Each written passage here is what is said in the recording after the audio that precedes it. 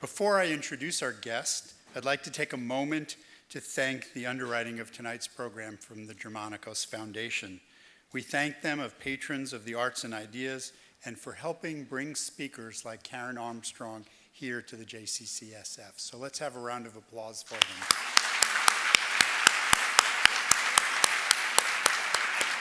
them. Our guest this evening, as you all know, is Karen Armstrong, one of today's leading religious historians. The Financial Times calls her, and I quote, an ambassador for all that is best in the great religions of the world. A former nun, she lost her faith and then found it again by writing about religion. Some of her most well-known works are History of God, The Case for God, Islam, and The Great Transformation. Her new book, called Fields of Blood, focuses on the relationship between religion and violence. Please join me in welcoming Karen Armstrong to the JCCSF.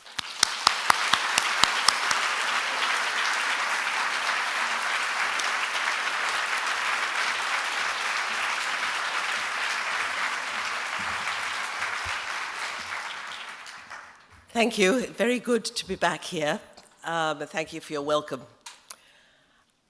Well, whenever I jump into a taxi in London, I dread the moment when and if the cabbie asks me what I do for a living. Because almost invariably, chanted like a sort of mantra in the same form of words every time, I hear intoned these words in a tone of absolute die-hard certainty: religion has been the cause of all the major wars in history. And it's a very irritating remark. And usually you don't want to get into all this in a taxi when you're just going home. But because the two world wars were clearly not fought for religion, but for secular nationalism. And it's become increasingly disturbing to me, especially as in the light of recent events since 9/11, that unless we look at all the factors that are driving this kind of violence, we will be having a blinkered mindset and not seeing the situation fully and rationally. Historians of warfare tell us that we never go to war for a single reason, for a single ideology. There are always multiple factors involved: territorial, geographical, military, matters of power, and the most common cause of warfare, he says, not religion, they say, but the competition for scarce resources. In the pre-modern state, religion was an essential part of the economy because all states depended on agricultural produce. The only way you could increase your gross national product was to get more land and more peasants to farm it, and that meant taking somebody else's land and fight. So there was constant competition for this kind of resource. And similarly, scholars who've specialized in terrorism insist that even if people say that they are doing this in the name of God, really, terrorism is always and inescapably political. It's about power and this either grabbing power or disposing of the current political status quo, or making a point. Now, part of the problem that we have is that we have developed in the modern period, during about the 18th century, a very peculiar idea of religion in the modern West. No other culture has anything like it, and it would have seemed very strange indeed to pre-modern Europeans too. Today, we tend to think or speak of religion as a sort of private quest that shouldn't be mixed up with public life or with politics, that it consists of a a set of clearly defined doctrines with a strong historical tradition and centering on a supernatural God. No other tradition has anything like it. The rabbis, for example, would have had no abstract notion of religion in this way. And the idea of seeing religion as something separate, should be kept apart from politics and political life, matters like warfare, would have been alien to them, because they wanted in the Talmud to bring the whole of human life under the canopy of the sacred. The Oxford Classical Dictionary states very firmly that no word in either Greek or Latin corresponds to the English religion or religious.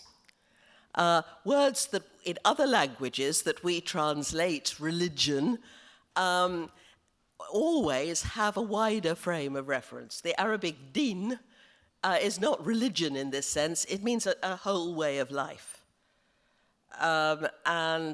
Similarly, the Sanskrit dharma refers not just to your duty to the gods, but also to matters of law, economy, politics, and a domestic life, to all of life. Because in the pre-modern period, religion permeated. It wasn't a separate activity, something you did on Fridays or something. It permeated the whole of life. It was therefore inseparable from politics until the 18th century. The decision to separate religion and politics was as revolutionary as the commercial economy that the West was currently devising, which would shortly transform the world. The only faith tradition that does correspond to this new word concept of religion is Protestant Christianity, which was, like this word religion itself, a product of the early modern period. It's part of the modernization process of the West, and has been central to us, therefore. But until 1700, historians tell us quite clearly that it was impossible to separate religion and politics conceptually. It would have been impossible for them to say where religion ended and politics began. And that makes us see the things in a very different way. Now, you can see this in the prophets of Israel had very strong language. They had no time for people who punctiliously said their prayers, but neglected the plight of the poor and the oppressed, the orphan and the widow. They're constantly intervening in politics, telling the king exactly what he should be doing, lambasting him for war crimes, and challenging their rulers. The Quran, the bedrock of the message of the Quran, is that it's wrong to build a private fortune and good to share your wealth. Good to share your wealth fairly and create a just and decent society where the vulnerable are treated with respect. Basically the same message as the prophets of Israel. And Jesus would not have had a clue what you're talking about if you thought religion was a private quest. His message was political. He was fiercely opposed to the Roman Empire, as was St. Paul. That didn't mean it was all about politics, but just that the two were one. He was envisaging a kingdom of God, the kingdom of God, in which rich and poor would sit together at the same table, and class distinctions would end. When he went into the temple and overturned the money changers' tables, he was not, as is often suggested in Christian circles, making a plea for a more spiritual form of religion, Protestant style. He was, for centuries, the temple had been the center of the imperial polity in Judea. And the tribute, the taxes, which had been extorted from kind, the imperial authorities would take away any agricultural surplus that the peasants had and transport it to Rome. And this tribute was stored in the temple. And so Jesus is calling it a den of thieves. It's not. Why do we do this? We are meaning-seeking creatures. We constantly ask questions, we puzzle about things in a way that other animals don't.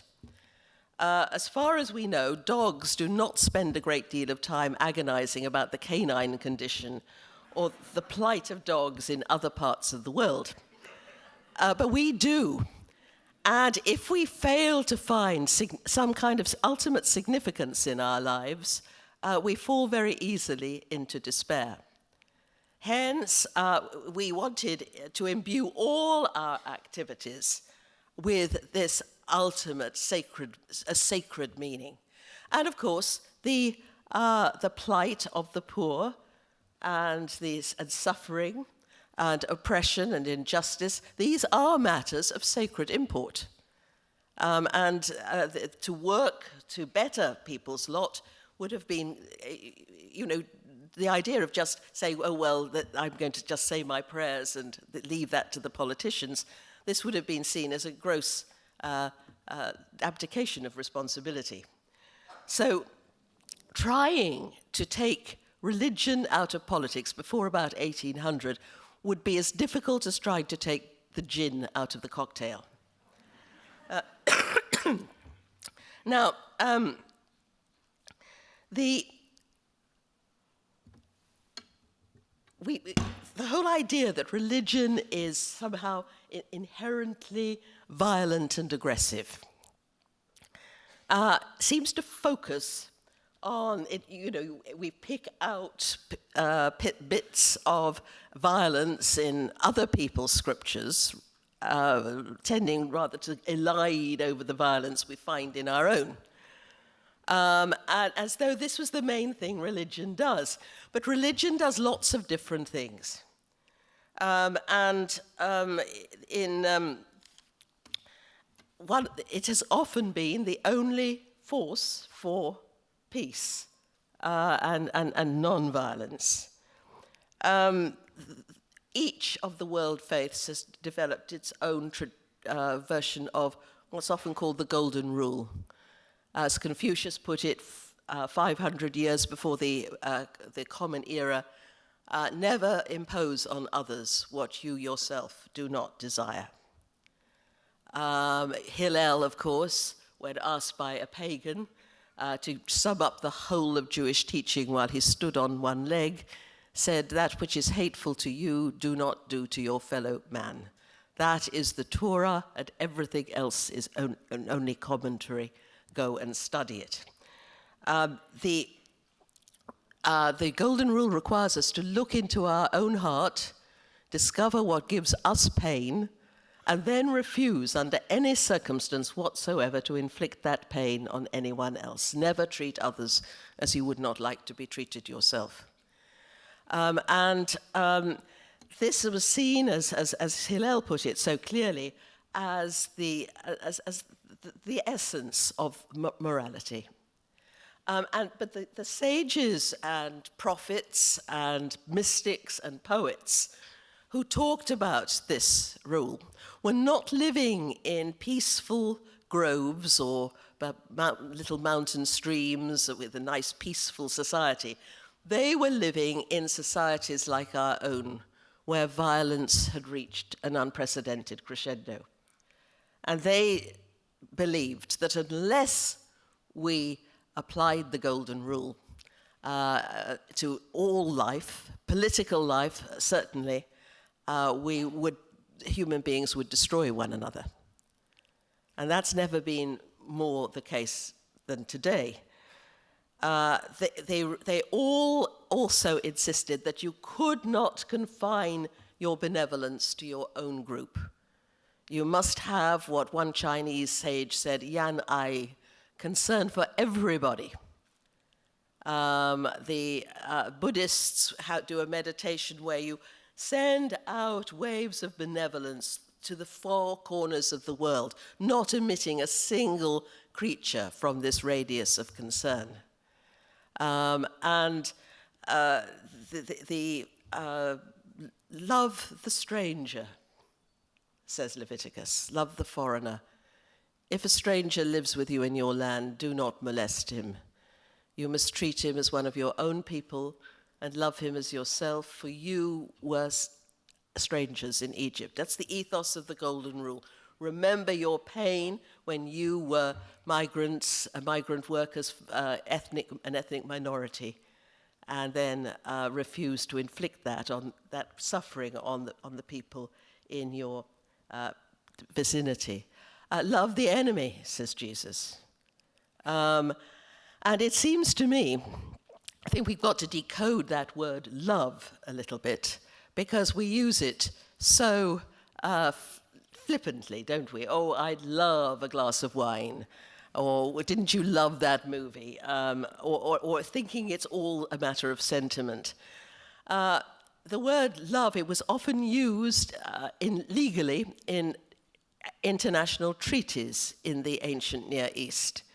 Two kings who may have been enemies hitherto would promise to love each other, to have hesed for one another.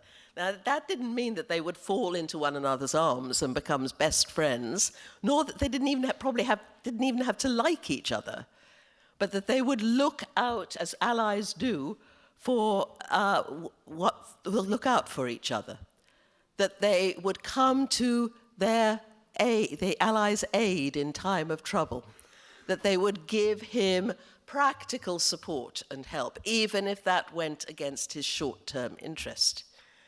And I'm becoming more and more convinced now that unless we learn now to implement the Golden Rule globally in our globalized world, where we are so profoundly interconnected, and treat all peoples as we would wish to be treated, the world will not be a viable place.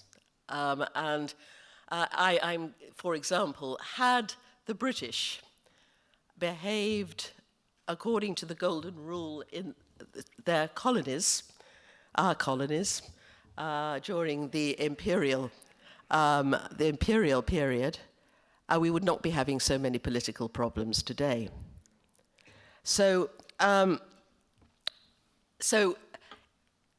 these the Golden Rule right from the start, certainly for Confucius, who was the first to enunciate it in a form that was actually written down.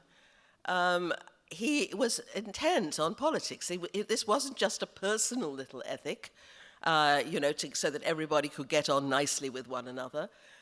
He spent his life traipsing round the great plain of China, going from one state to another, trying to find a king who would adopt this as his policy. Because if you if you would not, therefore, said another sage, Chinese sage, invade your neighbor's land, because you know you would not like that done to yourself.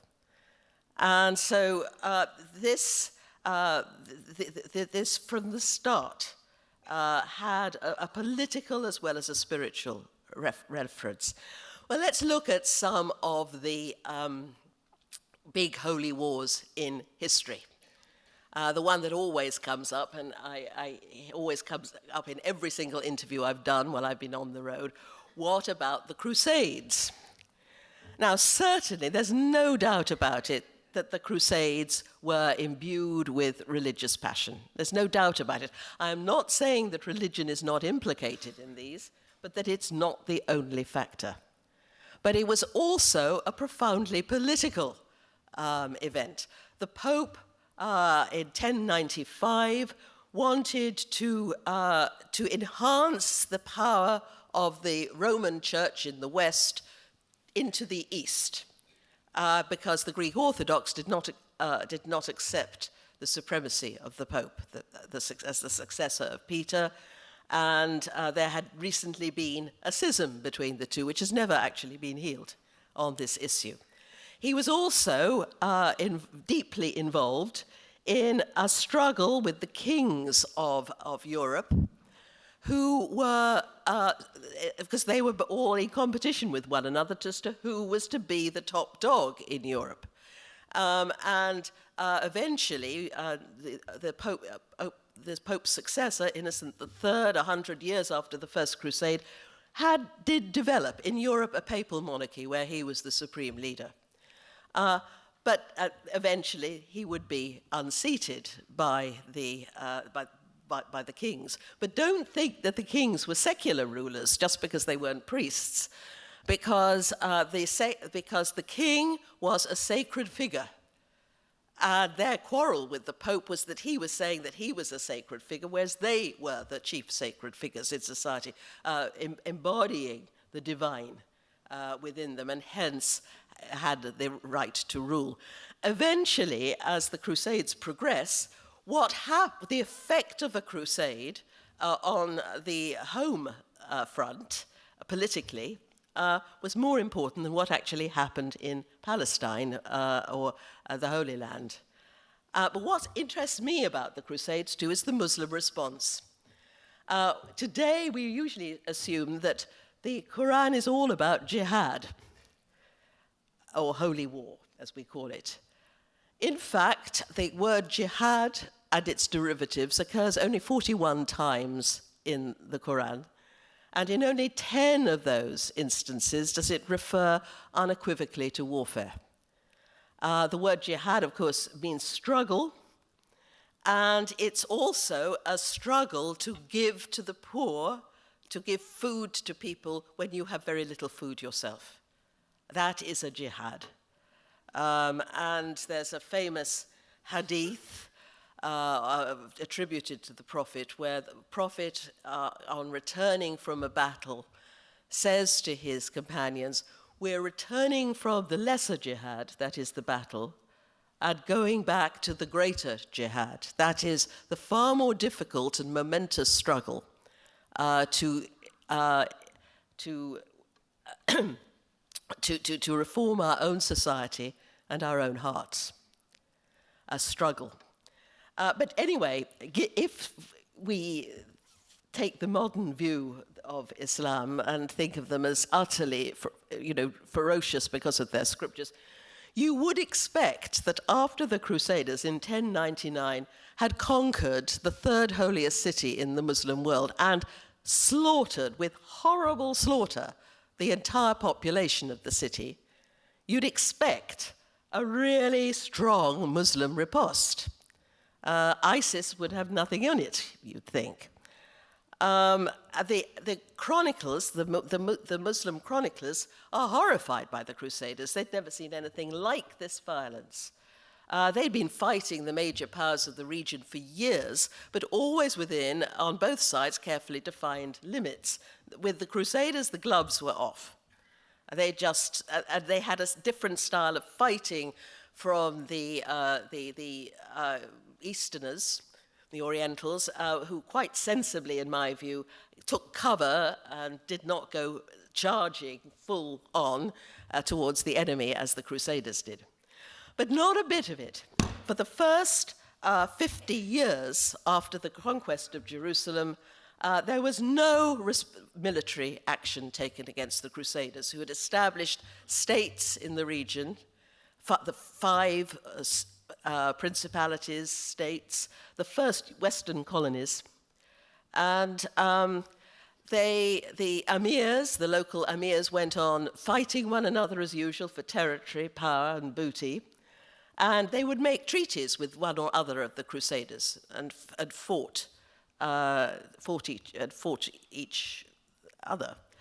But it was not until the Second Crusade arrived, 50 years after they saw all this manpower coming from Europe, and they thought, this is serious.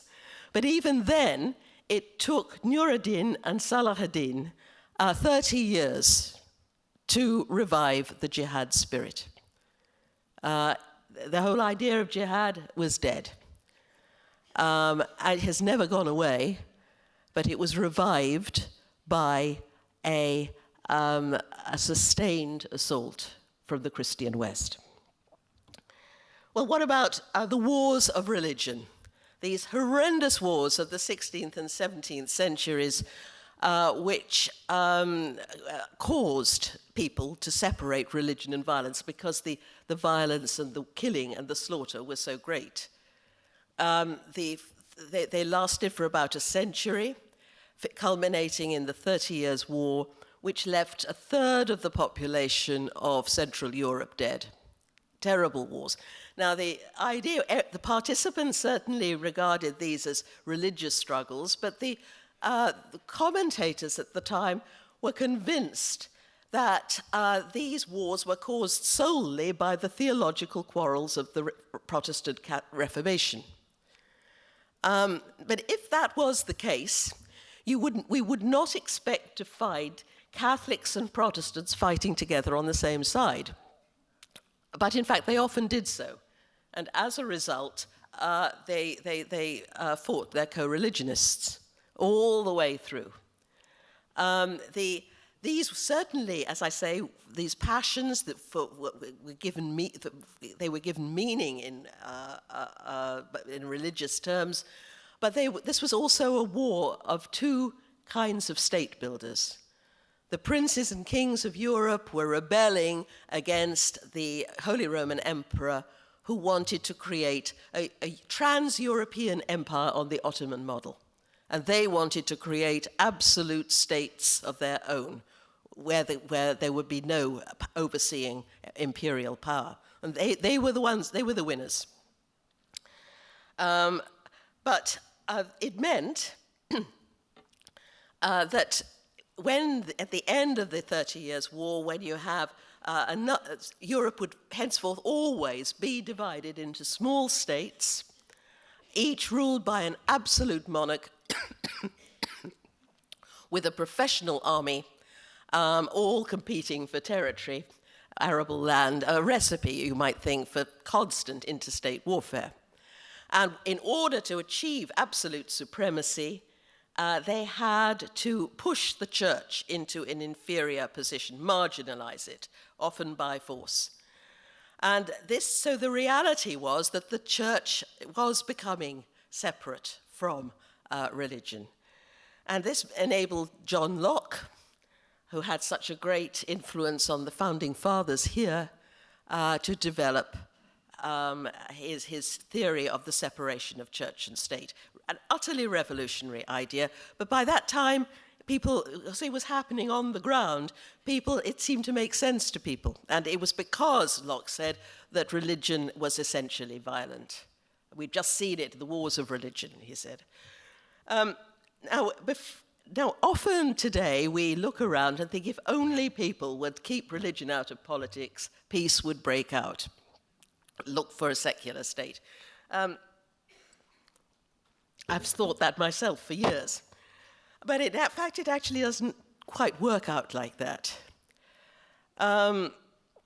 If you look at Locke, he is the great apostle of toleration. He wrote a whole thesis on toleration. But he made it quite clear that the liberal state could not accommodate, could not tolerate either Catholics or Muslims. So there was limits to this tolerance. Similarly, human rights. Locke is one of the great proponents of the secular theory of natural human rights, life, liberty, and property, which would so much influence your Declaration of Independence here. But those human rights did not apply to the indigenous peoples of the Americas. Locke said that the kings of America had no property rights to their land because they'd not exploited it agriculturally in the correct European manner, and they could therefore be driven out of their land and could be taken from them by force. Locke also said that a master had absolute and despotical power over his slave, which included the right to kill him at any time. So from the start, we are violent people. And our scriptures reflect that. And secularism and human rights, excellent, excellent values. But from the start, there's a little germ. And it was this of aggression, and it was this attitude that the Europeans, the British and the French took with them when they colonized the subcontinent of India and the Middle East. That these people are not quite, they have not got the same rights as we, and we are reaping some of the benefits for that today. Well, let's look at some of the modern conflicts then. What about suicide bombing? When I was talking about this to my former British editor, we were talking about the possibility of my writing this book, he said, well, suicide bombers do it all for God, don't they? Well, I'm telling you that it is simply not possible to do anything purely for God. For 7 years, I tried to do this as a young nun, and it was a complete flop, because I was constantly aware of it, because we had to examine our consciences twice a day, and I knew that there were all kinds of self-interested motives and things going on in my most pious actions. And that's the way we are. Motivations are mixed, indelibly. But Robert Pape from the University of Chicago has made a study of every single suicide bombing that has occurred between 1980 and 2004, and has concluded that it has nothing to do with Islamic fundamentalism, and I'm quoting, nor indeed any religion for that matter. Suicide bombing was invented by the Tamil Tigers, who had no time at all for religion. And until the Iraq War, they held the undisputed record of the number of suicide bombing attacks.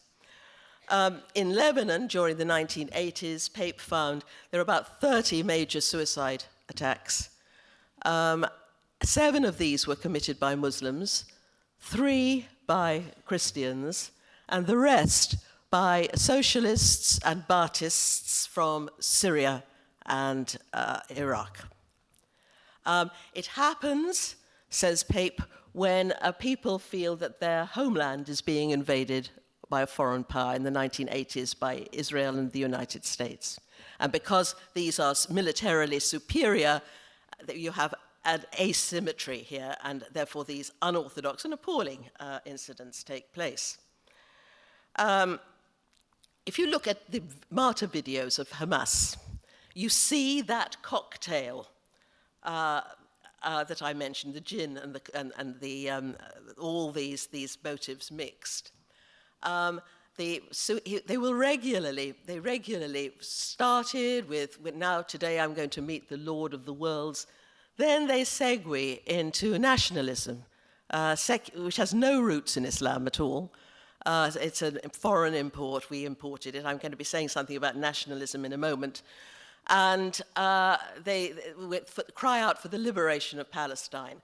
Then they move into a third world ideology, segueing quite naturally that their death will be a beacon of hope for all the oppressed peoples of the world, and then back to Allah, segueing from one to the other in that kind of cocktail that we mentioned earlier.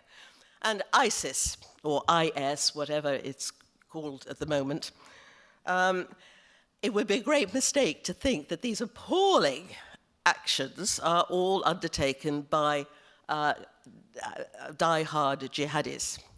Certainly there's a hardcore of them.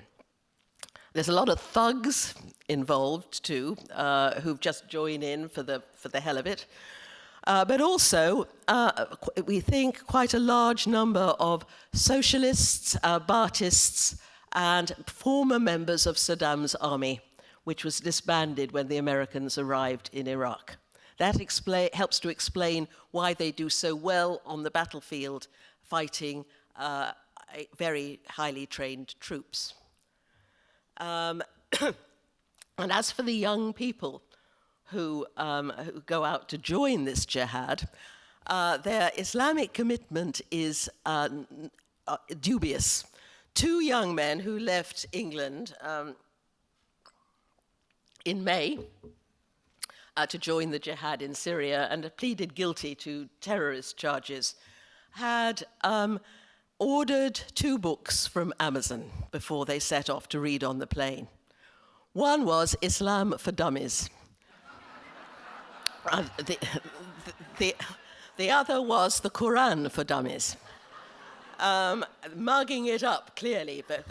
And now, again, surveys have been taken of all the people involved in the Al-Qaeda plot, 500 people together, interviewed by forensic psychiatrists.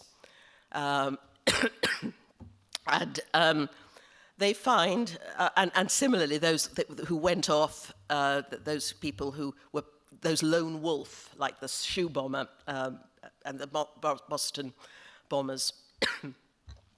And they found that only 20% of them have had a regular Muslim upbringing. The vast majority are either converts, like the Canadian gunman who attacked Parliament the other week, or they are self-taught, or they're non-observant, like the Boston bombers that didn't go to the mosque until they sort of joined the movement or grabbed a copy of Islam for Dummies. And the Mark Sageman, forensic psychiatrist and former CIA officer, says that the problem is not Islam, but rather ignorance of Islam. Many of them don't start reading the Quran seriously until they're in prison. And he said the biggest cause they find is a sense of meaninglessness, boredom, and hopelessness in contemporary life.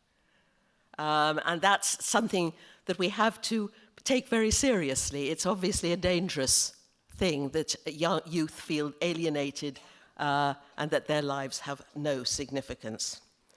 Now, secularism has, I want to just look very closely at secularism's violence, because it's helped to push religions like Islam into a more extreme mode. The French Revolution had to forcibly dismantle the Catholic Church, which was so, it permeated the entire aristocratic old regime. One of the first things they did was to confiscate all church property, all church land, and put it at the disposal of the state. They followed this up with the September massacres shortly before France was declared a republic, and in which they let the mobs loose on the prisons, and they slaughtered in 2 nights about 2,000 people, many of them priests. And this has, in the Middle East particularly, this has been the pattern of secularization. The Shahs used to make their soldiers go out with their bayonets out, taking off the women's veils in the streets and ripping them to pieces in front of them. These rulers wanted their countries to look modern, that is, to look European. Never mind the fact that most of the population had no Western education and didn't understand the new institutions and found it nonsensical to separate religion and politics. On one occasion in 1935, Shah Reza Pahlavi gave his soldiers orders to fire at hundreds of unarmed demonstrators in one of the holiest shrines of Iran who were peacefully protesting against obligatory Western clothes. And hundreds of Iranians were killed that day. Now, if you are one of those people, or you had a relative in there, you would not see secularism as a benign or liberating force. It acquires an ethos of evil. The Sunni fundamentalism developed in the concentration camps into which President Nasser in the 1950s interred thousands of members of the Muslim Brotherhood, mostly without trial, and for doing nothing more incriminating than handing out leaflets or attending a meeting. These were vile prisons.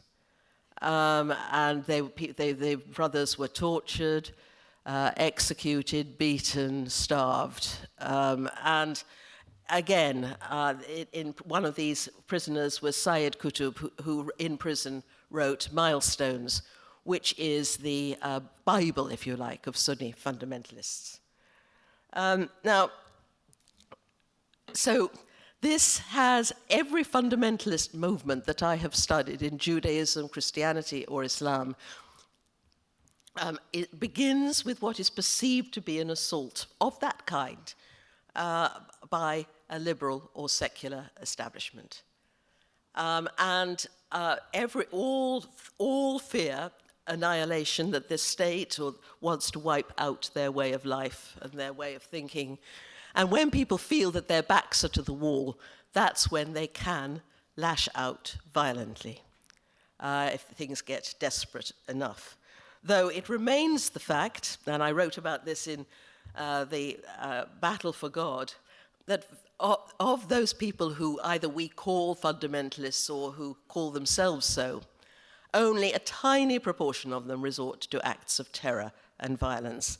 The vast majority are simply trying to live what they regard as a sound religious life in a world that seems inimical and hostile to their faith. Let's have a look at the nation, for example. The nation state was developed in the 19th century, and our yearning for meaning, our habit of attributing absolute meaning to our politics or to any activity becomes clear here, because no sooner had the French revolutionaries got rid of the Catholic Church in France, as they thought, then they invented another religion centered on the nation. They had extraordinary rituals in the year 1794, where they celebrated liberty as a goddess. The goddess of reason, was put on the high altar of Notre Dame. And yet that same year, gripped by a paranoid fear, the Reign of Terror began, in which 17,000 men, women, and children were publicly beheaded. That's the Reign of Terror, and this is this starts the fact that mass killing has been part of the modern experience. Now, the nation state was unknown before it was not possible before modern communications to build a national spirit. How would, in a country this size, without modern communications, how could you feel or know anything about the people in New York, let alone feel you have some kind of affinity with them? Benedict Anderson has called the nation an imaginary community. And it has an Achilles heel. Very early, Lord Acton, a British historian in the late 19th century, predicted that the emphasis in the nation state on ethnicity, language, and culture would make it very difficult indeed for those who did not fit the national profile. And who knows this more than the Jewish people? And this, for the persecution of minorities, has been, as I say, the Achilles heel, the flaw of the nation state. And it's accounted for some of the worst atrocities of the modern period, starting with the massacre of the Armenians by the Young Turks, the young secularist Turks during World War I, in order to create a pure Turkic nation. The Holocaust, of course, and finally, nationalism infused with religious fervor, the two make another nasty, toxic cocktail in Bosnia. One of the things that the nation state is not helping us with, I believe, is to adapt to our global world. We've now created a global community a global market where we are profoundly interdependent and interconnected. Our histories are intertwined with one another. We British, for example, our histories are inextricably entwined with the histories of people in Africa, our colonies. And we've affected them. And America, when we faded out as an imperial power, has tended to pick up the tab. So it's not just their problem. When markets fall in one part of the world, stocks plummet all around the globe that day. So interconnected are our economies, our different economies. We all face the same environmental catastrophe.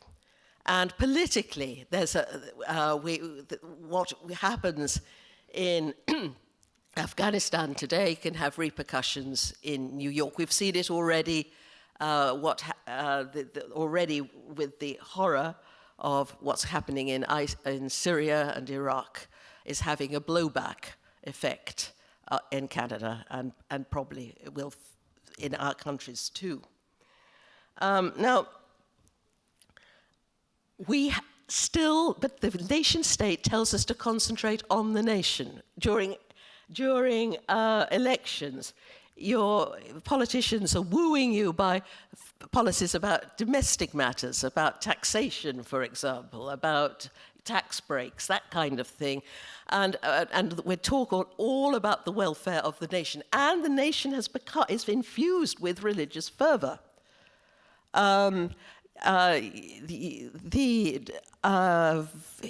It's very much the case here in the United States with the Stars and Stripes strikes up, and you have the hand in your heart, and your heart swells with joy, and you feel one with one another, and you have rituals which sort of enhance this.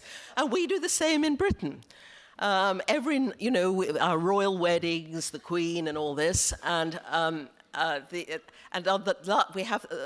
have some of you may have been to the proms, a series of concerts, and on the last night of the proms we have a sort of ritual where the nation is celebrated, and some famous woman singer will come and sing "Rule Britannia."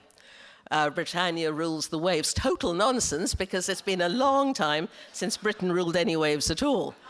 But nevertheless, we all feel at one, and our hearts swell. We're so proud to be British and all the rest of it. This is the kind of exaltation that people get that gives meaning and value. And if you think of the sacred as something for which you're prepared to die, it seems that in some senses the nation has replaced God, because it's now not acceptable to die for your religion, but admirable to die for your country. But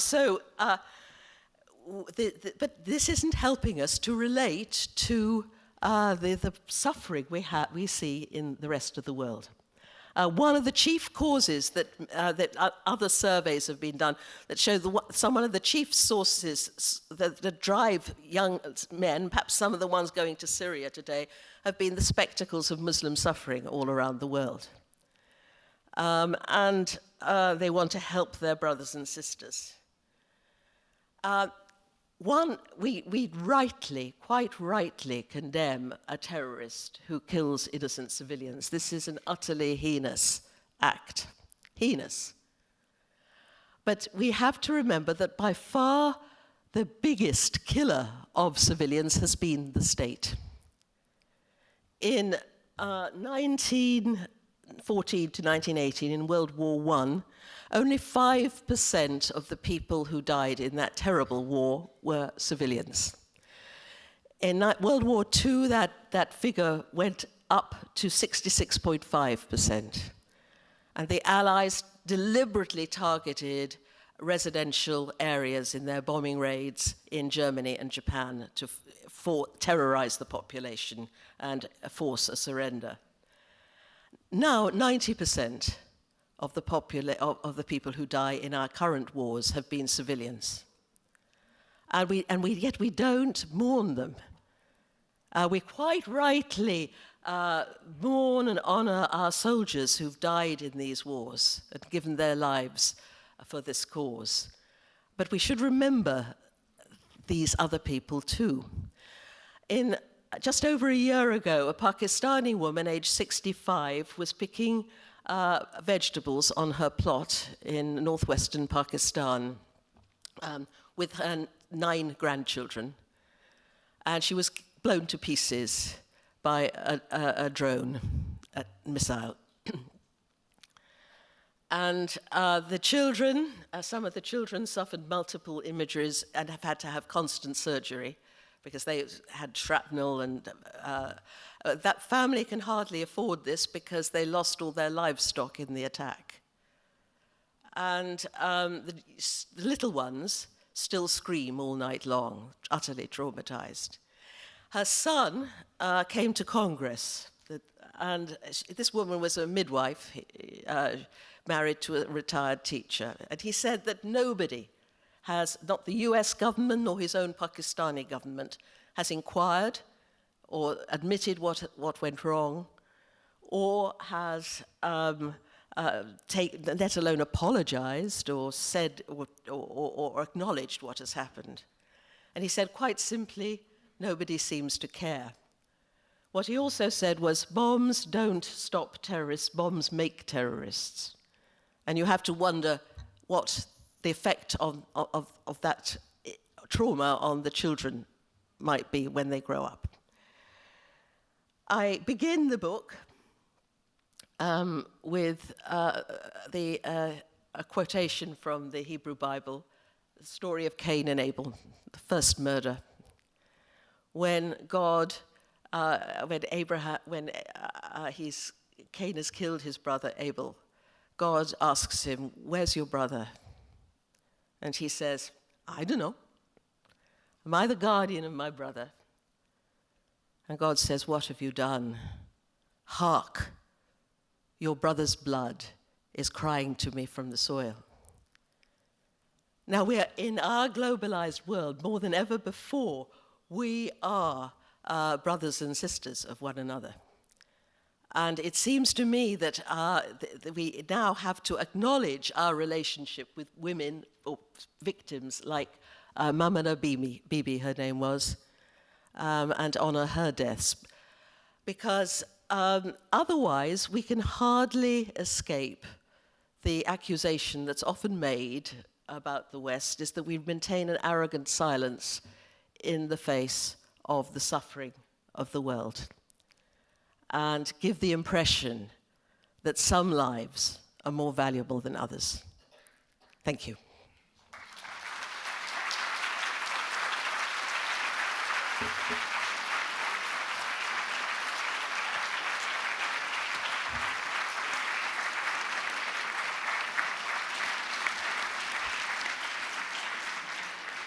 We have some time for some questions. If you have a question, we're going to ask you to come out to the aisle. First question on this side. Dr. Armstrong, if I understand your thesis, it's basically that a lot of the violence is sort of due to oppression and people's desperation, not necessarily to religion. So you couldn't really find a more oppressed people than South African non-whites or blacks during apartheid. But they didn't fly planes into Big Ben or the Twin Towers. And I think it seems to me that you're sort of ignoring the elephant in the room, which is that in the last 20 years, most of violence against civilians and against us in the West and between Shia and Sunni, and against civilians and innocents. And if you don't acknowledge that while there are plenty of right-wing Jews and right-wing Christians, they're not flying planes into foreign countries, into their big buildings.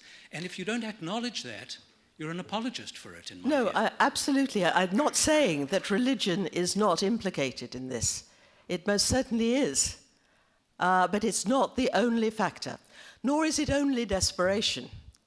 It can be sort of political anger. Bin Laden made it quite clear that he was not just doing this for God, but also because he disapproved of Western foreign policy in the region and its Western support for Saudi Arabia, the Kingdom of Saudi Arabia. And so we have to take those statements into account too. South Africa had the great benefit of having some spiritual giants in their midst, Mandela and Tutu. And I think that their presence of people with such absolute integrity have helped. It's not a peaceable place, and there's still many problems, not surprisingly. But if it those two people show what one person, the difference that one person can make in a region. Without them, without Mandela's inspired leadership, coming out and saying he's not going to, the blacks and whites must sit at the same table, and inviting his former jailer on the day of his inauguration to join him and his family. That kind of inspired leadership helped, I think. But moral example can be a very powerful thing. But no, I'm not. Religion can certainly be implicated.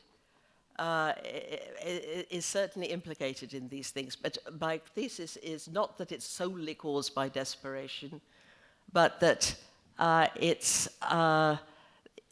religion is one of the factors, never the sole factor, nor is it. As for the Sunni and the Shia, their conflicts have largely been exacerbated by the nation state, because the way we British sort of set up these states in a most arbitrary way, put a whole lot of incompatible people together, and say in a country like Iraq, which has we've put borders around it, which gave it a Shia a majority, but put a Sunni in power, and and because of the stress on ethnicity and cultural unity, therefore you've got an exacerbated tension.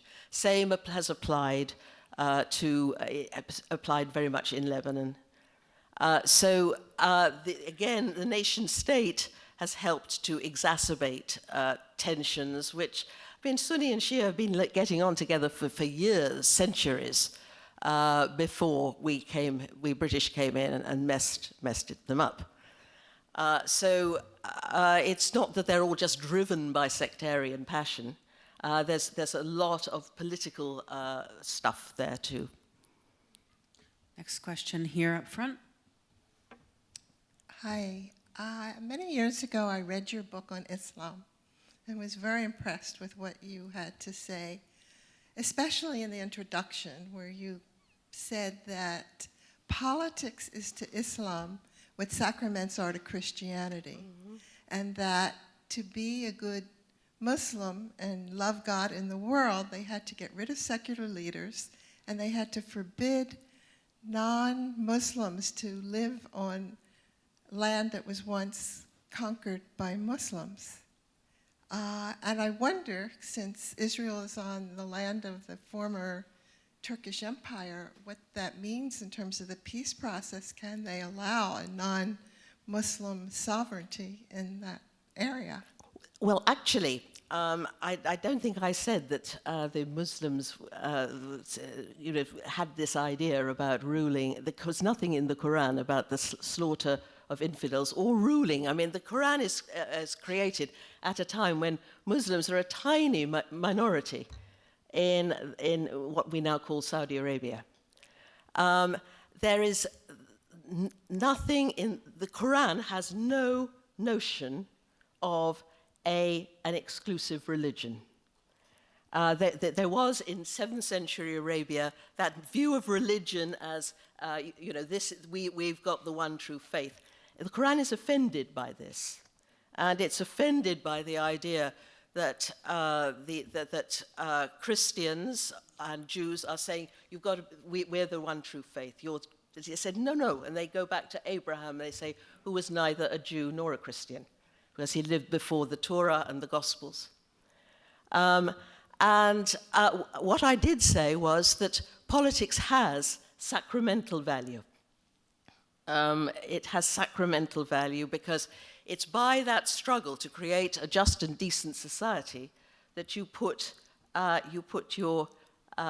struggle against the egotism that makes us want to take more for ourselves, to take more resources for ourselves, and to create justice for all. But there's nothing in the Quran about Muslims having to be subjugated.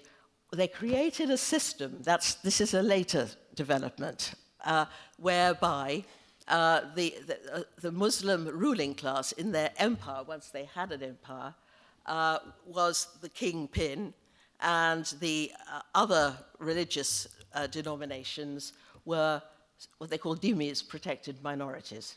But this was not peculiar to Islam.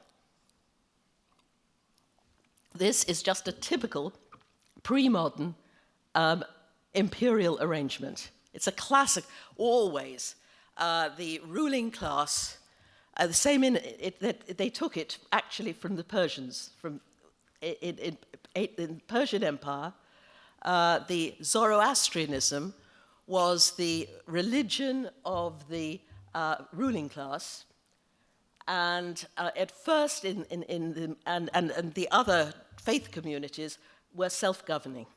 The Jewish community within Persia was a self-governing entity, and they were subservient to the imperial power. That's what an empire is.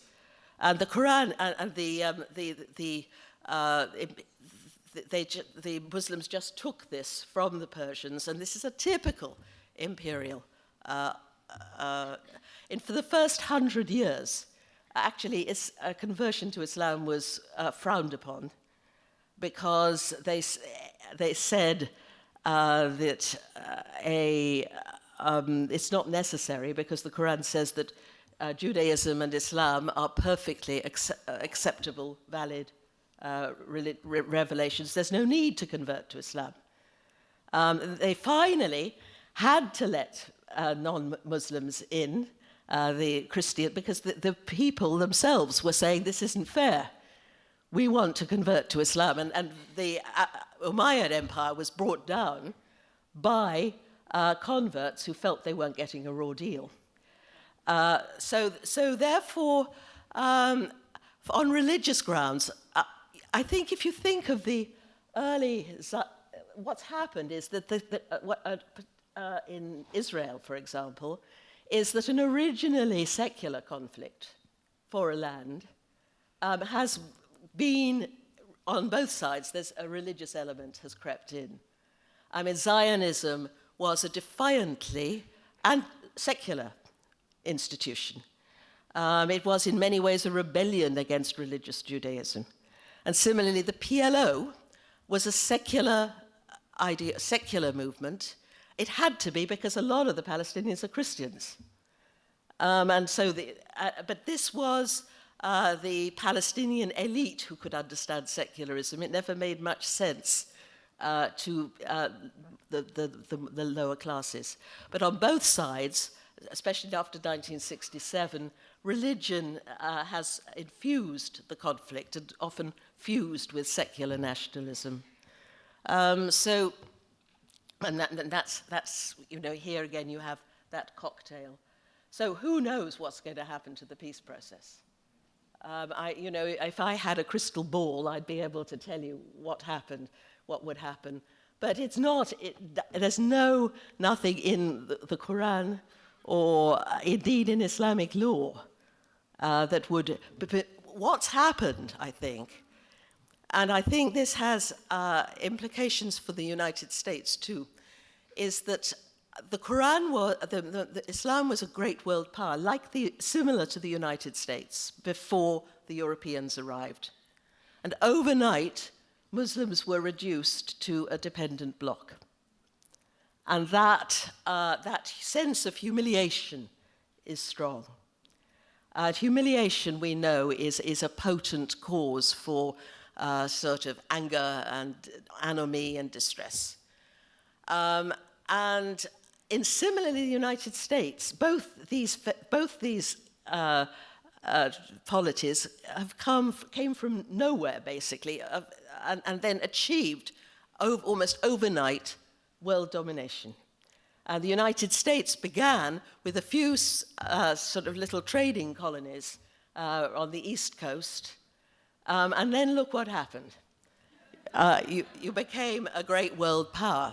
But this trajectory that you share with Islam of being starting, as it were, from nothing. I mean, these Arabs no one utterly disregarded people in the Arabian Peninsula, but a huge sudden rise to power.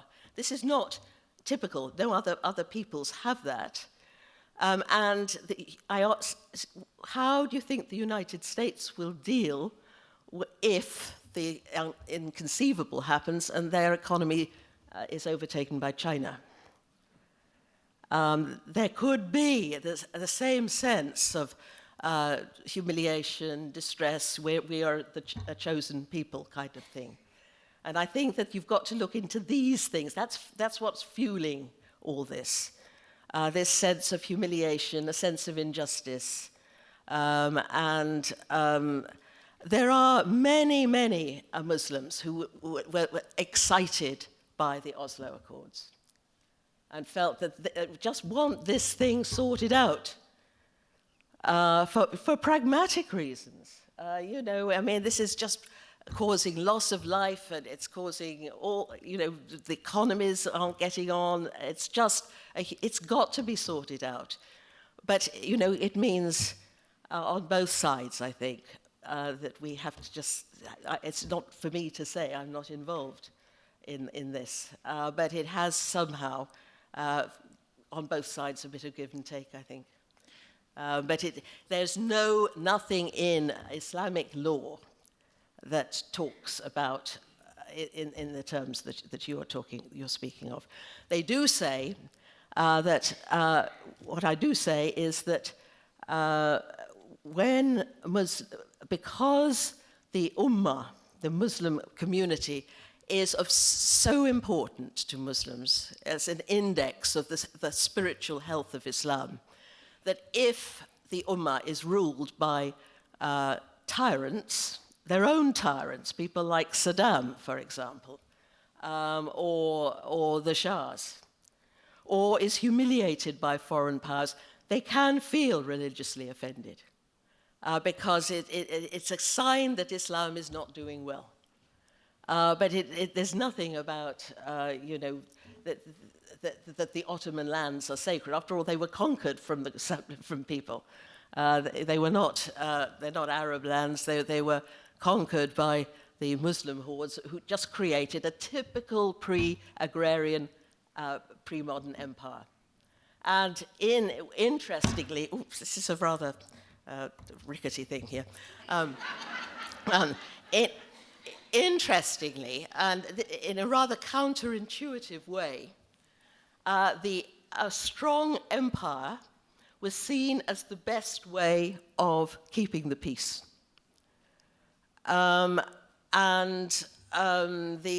Because it was able to hold warring aristocracies in check.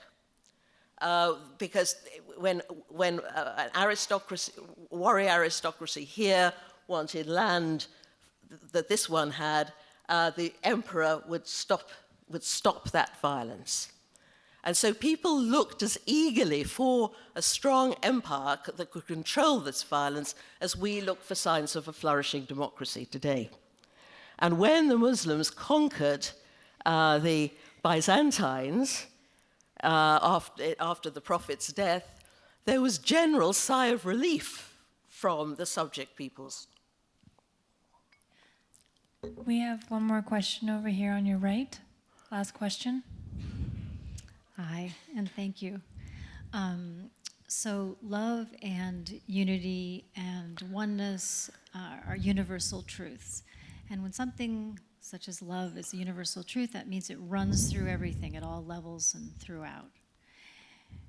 And yet, when it comes to something, and I'm sure you've heard this before, like someone or Nazism and Hitler, and in this case, possibly, I'm debating if this is at that level, but ISIL, I'm having a hard time understanding what humanity does in a situation like this, where there's a group bent on so much the opposite of these universal truths. I don't know what to do. Well, quite. This is the human dilemma. We have the ability to dream of love and peace and harmony and freedom, and we rarely achieve it. But we still go on dreaming of it. And there's one thing leads to, I wanted to call my book Ashoka's Dilemma, because, and I knew there wasn't a hope of that, because my publishers would never let me have it. It would be far too obscure. But Ashoka was a 3rd century BCE emperor. He was the first emperor to rule the whole of India. And he was a cruel man. He came to power only after killing 2 of his brothers to get to the throne. It was quite common at that time. And, but 8 years into his reign, he accompanied the army, which was sent to put down a rebellious city, Kalinga, in modern Orissa. And he was appalled by the bloodshed. He was horrified by the suffering inflicted by his soldiers. He was horrified to see 140,000 prisoners of war torn from their families and marched off to do forced labor in other parts of the empire. And he put up extraordinary inscriptions all over his massive empire throughout India. They were being uncovered in the 19th century and translated. They're inscribed on massive cliff faces and on huge cylindrical pillars. In all of them, he is crying out for a more compassionate way to live together. He says that kings must desist from war as far as possible, and if they have to resort to warfare, then they must do so with as little violence as possible. He talks about how horrified he was to see that bloodshed at Kalinga. He tells everybody that they must listen attentively and respectfully to all teachers, not even those deemed heretical by the Brahmin establishment. And he's going to build clinics and hospitals and plant shade trees for the refreshment of animals and human beings alike. But he could never disband his army. Because had he done so, all the wannabe emperors would start fighting one another to succeed him, and there would have been absolute chaos. And nor could he repatriate the 140,000 prisoners of war who'd been torn from their families, because forced labor was essential to the agrarian economy. Without that, the economy goes down, and there's, again, social anarchy. And this is the dilemma of civilization itself. All states are founded originally on violence, and they're maintained by violence. Historians of warfare tell us that without disciplined, regulated troops, humanity would probably degenerate into ceaselessly warring hordes. And this is the dilemma of civilization. And however, you can dream like Ashoka of peace, but you can't disband your army. And the imperial oppression, because the pre-modern economy was oppressive. And in every single one of the pre-modern empires or civilizations, a tiny aristocracy comprising about 5% of the population with a bunch of retainers, oppressed 90% of the peasantry, of the population, taking away their agricultural surplus and forcing them to live at subsistence level. There was structural violence and cruelty in that. And yet, historians tell us without this iniquitous system, we would probably have remained at a primitive level, because it created a privileged class that could develop the arts and sciences on which our progress depended. And this is all I found in the book, that these people, as you quite rightly say, speak about love, though I don't like using that word love, really, because it's been so Bowdlerized in a way, but of compassion, respect, justice, the prophets of Israel, among them constantly crying for justice. But they only ever succeeded in creating an alternative. The Confucians were at the heart of imperial China. They managed the civil service and brought the golden rule and that ethos right into government. But they were never able to challenge the violence of the imperial state and its military. But nevertheless, that witness was there. And I think what we need to do now is also to create an alternative, a vibrant alternative, just as the Buddhists did when Jesus was trying to do it, to create communities of equality and justice.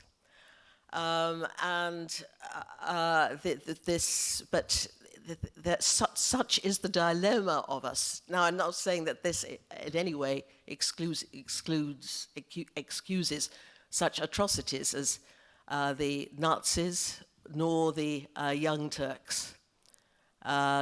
These things are great crimes and show what can happen when the reptilian drives that we have in the deepest part of our brain, which are automatic and instinctive, that are about power, that make us want to fight for status and territory and perpetuate our genes and flee from danger. These are automatic responses.